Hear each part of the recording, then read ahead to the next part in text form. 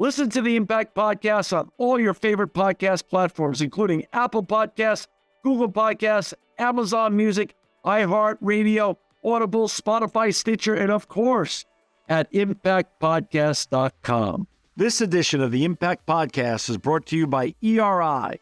ERI has a mission to protect people, the planet, and your privacy, and is the largest fully integrated IT and electronics asset disposition provider and cybersecurity-focused hardware destruction company in the United States, and maybe even the world.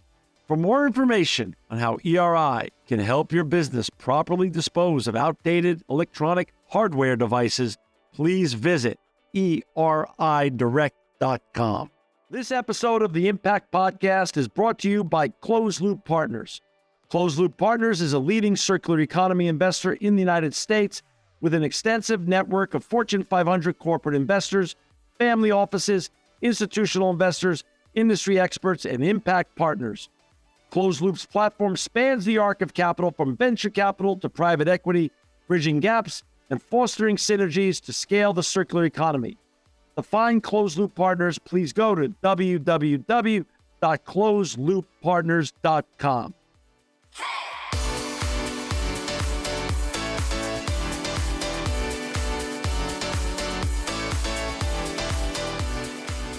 Welcome to another edition of the Impact Podcast. I'm John Shigarian, and I'm so excited and honored to have with us today Hannah Kowalski. She's Director of Social Innovation at Warby Parker.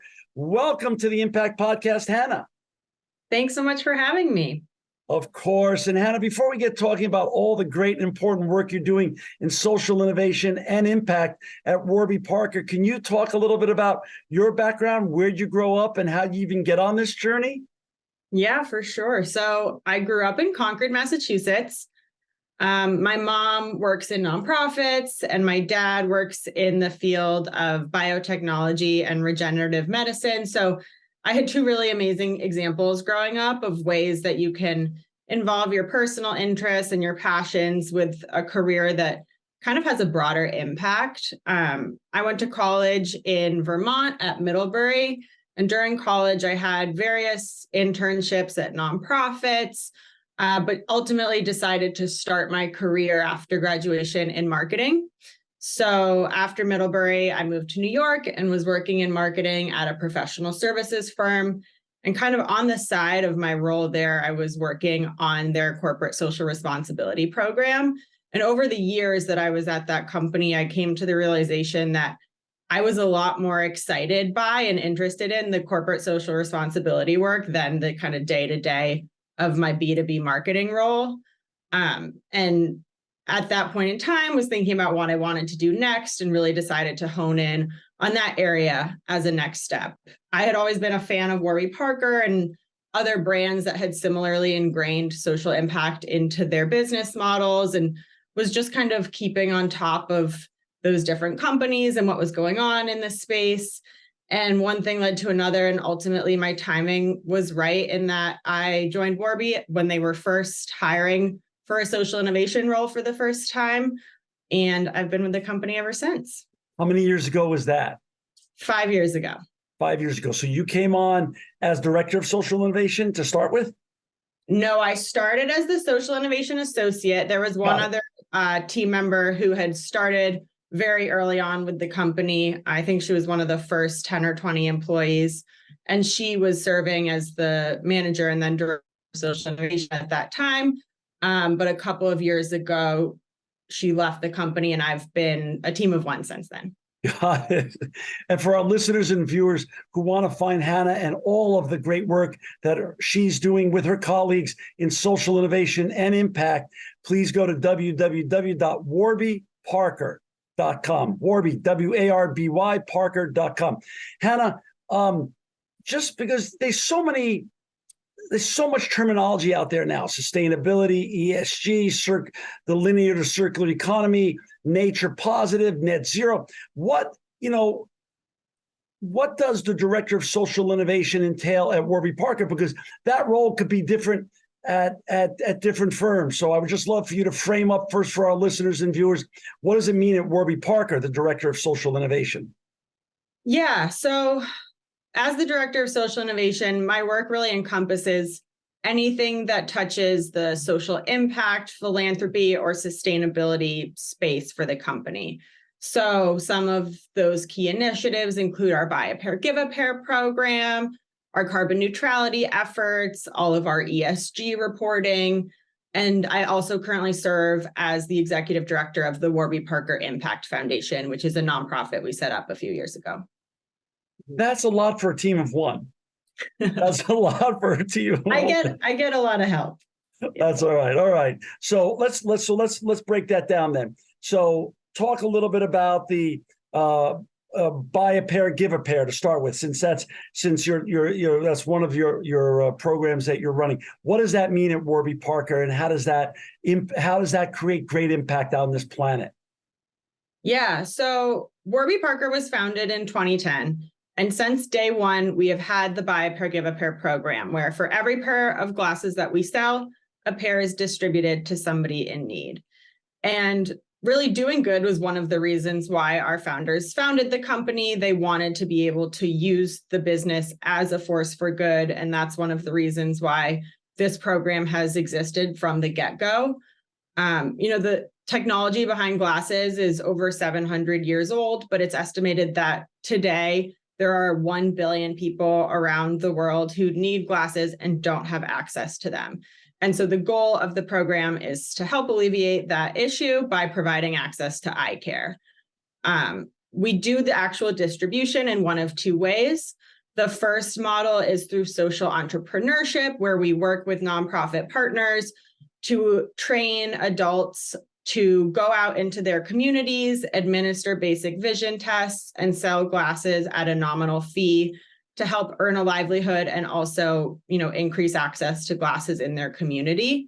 The second model of distribution is a direct donation model, where again, we work with different partners to directly give vision care and glasses to those with little to no ability to purchase them. And from my readings and background work on Warby Parker, do I have this right? You're about to hit almost 15 million pairs of glasses that you've distributed and donated over the last 13 or so years? Yeah, so since 2010, we've distributed over 13 million pairs and counting. That's incredible. That's just incredible. That's a lot of impact. So let's step back now. I remember when Warby Parker launched back in 2010, it was an online company. What was the original mission of Warby Parker as a mission statement? Yeah, so the mission of the company, I think from the beginning, has really been to inspire and impact the world with vision, purpose, and style without charging a premium for it. And so, as you mentioned, we started as an online-only business. We've since expanded and now have over 200 retail stores across the US and Canada, offering prescription glasses, eye exams, vision tests, and contacts. So it's both now an online and offline company. Yes, very much so. Hannah, there's a lot of ways companies try to get to their net zero goals, and there's no right way or wrong way, but there's just based on each company's idiosyncrasies, they find the better way for themselves to go about it. Talk about some of the things that you're doing at Warby Parker to achieve your net zero goals. Yeah, so as a company, we have been carbon neutral for our operations since our founding. Every year, we calculate our carbon footprint and purchase offsets to neutralize the footprint of our operations and publish what that footprint looks like in our annual impact report. We're also always constantly working internally on different initiatives to reduce the amount of materials we use or otherwise reduce our footprint. So, for example, every pair of glasses that we get from manufacturers or that you see in stores comes with a pair of demo lenses, which are the clear lenses that are in a frame when it's shipped or when you try on a pair. Historically, those demo lenses at Warby Parker and really across the industry were just discarded as landfill waste. And in 2022, we partnered with Eastman Chemical to launch a first of its kind demo lens recycling program where the demo lenses are collected and go through Eastman's molecular recycling technology to be broken down and then reused in place of fossil fuels. And so Last year, we saved over 20,000 pounds of landfill waste through that program. As an industry, demo lenses contribute to more than 5,000 tons of waste each year. So we were really excited, not just for us to be able to implement this program, but to also share this project and these learnings with the industry to help improve that, at least that one piece of the pie across the whole eyewear industry. And are your competitors or other members of your industry now following your technology that you're using? Yeah, so the technology is run by Eastman Chemical. And so Eastman is now setting up partnerships with other brands as well to be able to leverage that capacity for demo lenses specifically. Wow, that's wonderful. And then I assume also it's a fascinating challenge also how to balance the interest because you're both online and you also have a couple hundred physical stores. How do you balance energy needs and things of that such in terms of, offsetting carbon use and things of that such because you're both online and offline now? Yeah, so obviously as we open more retail stores, we use more electricity and energy associated with those stores, but we do continue to purchase the offsets to neutralize that footprint. So the footprint that we're offsetting is of the entirety of our operations, as well as those materials associated with our products, shipping, logistics, all of that. So while we know that offsets are not, the one and done, like that's it, we are continuing to leverage offsets as we look through a longer term strategy of how to address our footprint. And frankly speaking, offsets today is what we have as our best practices as we all try to find better and greener types of forms of energy, because of course it's very diverse. Energy opportunities in terms of green energy are very diverse across. It's not a one size fits all since you have a couple hundred stores across the United States.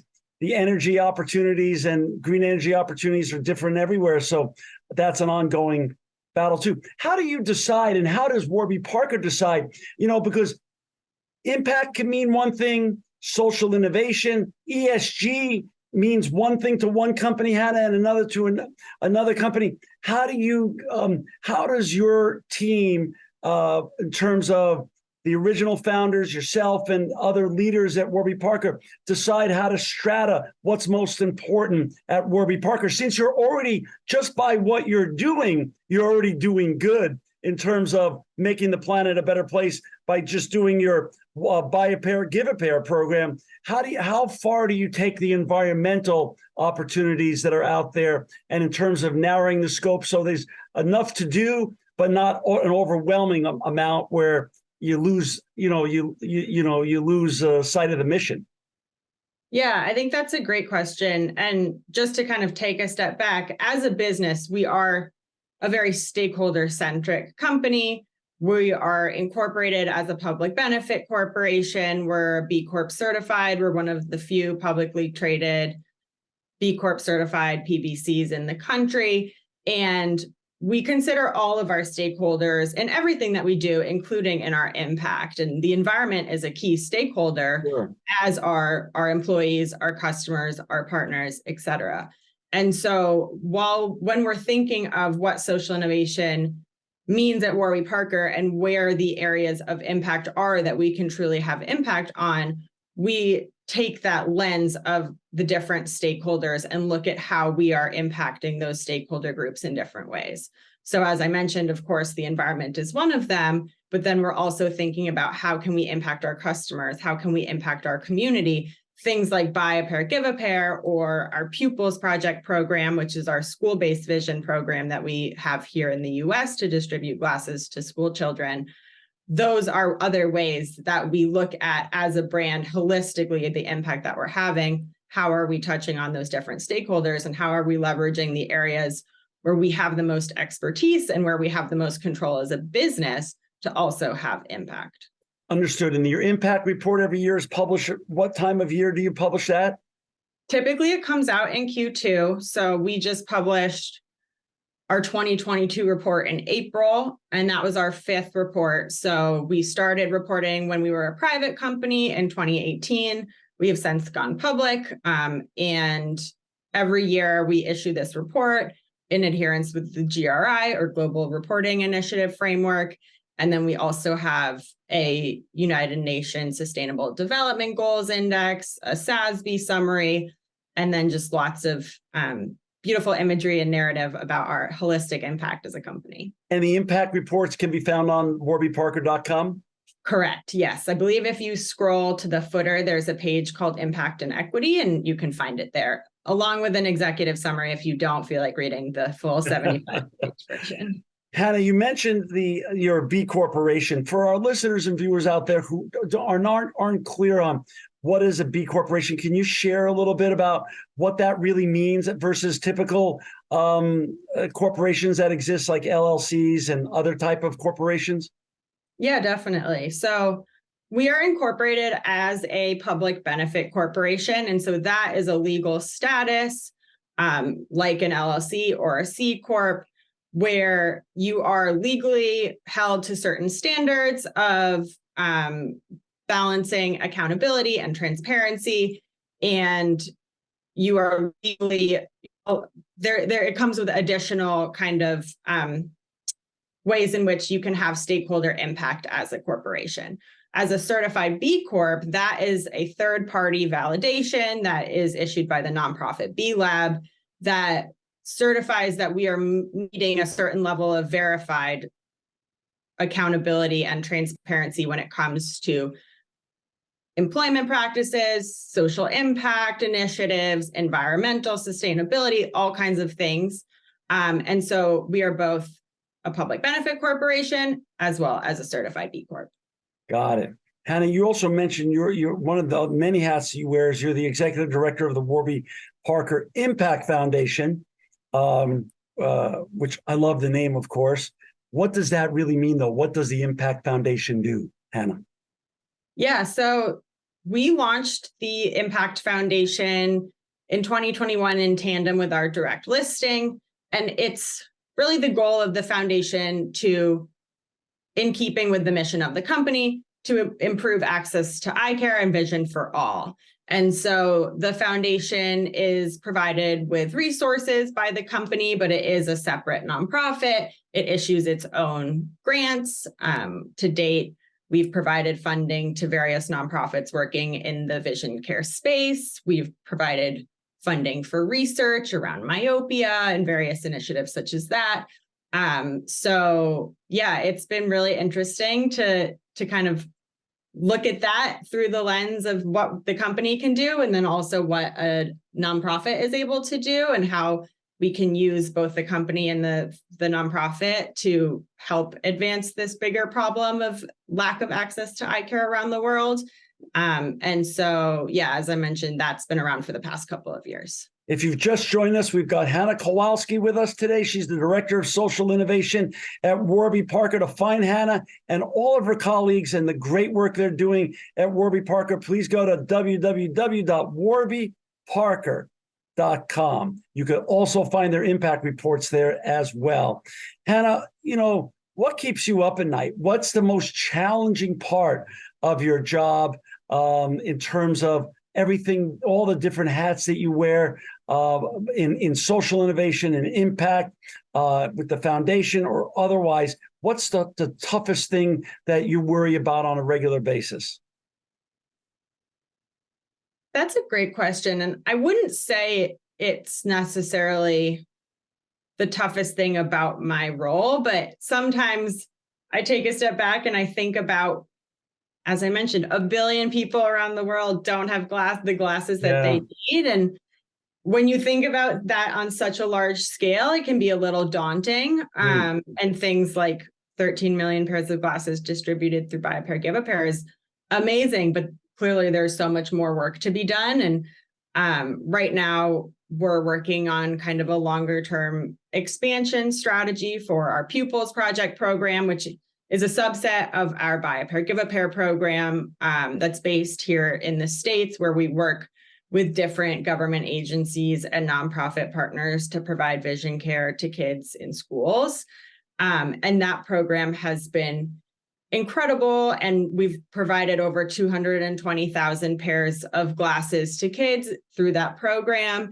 And we partnered with Johns Hopkins to do a study on the academic impact of those glasses, and the learning gains from a pair of glasses is amazing.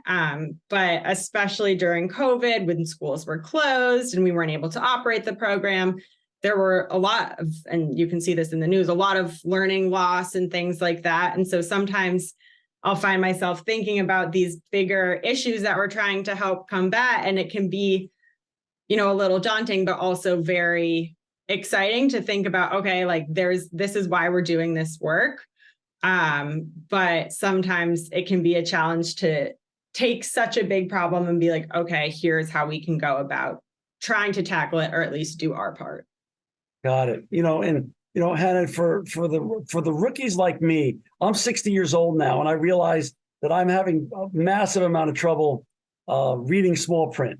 But I've never used Warby Parker. Can you just walk us through? I'm such an old school guy. I'm used to walking into an eyeglass store, but I don't even have time right now to make it into an eyeglass store. So talk about the convenience and how easy is it to use Warby Parker, because I myself am interested and I've never used it before. So just walk a rookie through the process. Yeah. So the good news is there are a number of ways that we've tried to make it as easy as possible. As I mentioned, we have over 200 retail stores, but we also started as an online business. We have what's called our home try-on program, where you can go onto our website and pick 5 frames to be sent to you at your house, free of charge, no credit card required. You can try on those frames, see what styles you might like, and then send them back and place an order online. We also have a virtual try-on option on our app, where if you have an iPhone, you can open up the app and it uses basically kind of like a filter, if you've seen that on social media, to put the different pairs of glasses on your face, and they look very realistic. You can try them on that way. And then obviously, if you need a prescription, we offer eye exams. You can see when you look at our store page on our website where we have eye doctors, and you can book an exam. And then we also offer some virtual vision tests and things like if you meet certain criteria, renewing your prescription through your computer, things like that. Cool. And so what's the business flow like? I'd be fascinated, without giving exact numbers, what percentage of your business is online? What percentage of your business is offline right now? Yeah, honestly, I don't know the details of that. Don't think I can speak to that exactly. That's okay. It's a business question. That's not an impact question. That's not a social innovation question. I was just fascinated by how the model has evolved, and Warby Parker's become a huge brand, because I remember when it launched. Yeah. If you are interested in that, we do have our next quarterly earnings call next week. But yeah, okay. Retail is e-com is definitely still a big piece of the business, but we've been continuing to open more and more retail stores and have well over 200 at this point. Got it. And, talk about innovation a little bit. The big talk now, if we turn on Bloomberg or CNBC or the New York Times or the Wall Street Journal, is AI. Is AI going to play a role in future innovation at Warby Parker? And if so, how? Yeah, I can't speak to how it's being used on the broader company level. In terms of my work, I've tried to kind of play around with and leverage some of the different AI tools that are out there to assist with even just like finding information or getting answers to questions that historically has been really challenging to get answers on through just basic searches. I think that's where I've found it really helpful. For example, for some of this school project expansion, it's been really a lot of manual time combing through school district records and academic studies and things like that. And I've been able to leverage some of the tools to help point me in the right direction of like, okay, I'm going to ask this question and I'm going to say, give me the academic sources that you're citing for it. And it's in a split second, it does a lot of that initial work for me. And obviously you have to do a lot of verification, but I found it really useful in just that capacity. So I'm intrigued to see kind of how it impacts things on a broader level. But that's kind of how I've been using it to date. Hannah, I've been doing this show about 16 years or so, and we've interviewed over 2,000 guests, and I got to meet some of the coolest people on the planet. This is before they were director of sustainabilities or chief sustainability officers or director of social innovation or director of social impact. Where do you draw your inspiration from? And is the social innovation, impact, sustainability world the fraternity that I'd like to think that it is? And does everybody help one another in terms of both inspiration and also information? Definitely. I would say I have found, even just over the past few years, the cohort of people in this space seems to be growing rapidly. And the amount of people who are in similar roles that I talk to at other brands, or there are a number of different kind of like resource groups for people in this space, whether it's people in my area or there's a women in CSR group or things like that, that I've found really helpful in just continuing to learn from others about what they are doing. I've found that people are really eager to share best practices and to share learnings and to be connected to other folks who are working on this. It seems to me to be a pretty excited and passionate group of people, and people have been really generous with their time, and I try to pay that forward by talking to anybody who reaches out to me to try to learn about what we're doing at Warby Parker. But I've definitely found that it's a really great community, and even though there aren't necessarily huge teams of people in this function at most companies, there are typically a couple of people, and talking to those folks has been tremendously helpful for me. And there'll be a lot of young people that listen and watch this show that say, man, Hannah's got a cool job. I want to be the next Hannah Kowalski when I get out of high school, but I don't know what the right path is. Or when I get out of college, I don't know what the right path is. If you could talk to your 18-year-old self or even your 22-year-old self, what advice would you give the next generation of director of social innovations or director of impacts or chief sustainability officers of young folks that want to not only just earn a paycheck, but they know they need to make money, but they also really want to make the world a better place like you're doing? I think I would say really just continue to be curious and also build skills that are applicable regardless of what you're focusing on or what you're doing. I think one of the things that kind of stressed me out as I was in high school and then into college was I had a very liberal arts education. I majored in international and global studies, which was very broad. And at times I was a little just like intimidated to be like, what? I don't have specific functional expertise that I can go apply this to. And I think what my career has shown me is that actually all of those foundational skills that I was building through that type of education have been applicable in all of these contexts. And things like knowing specific functional topics or specific expertise on X, Y, and Z can be built, and you need to continue to learn.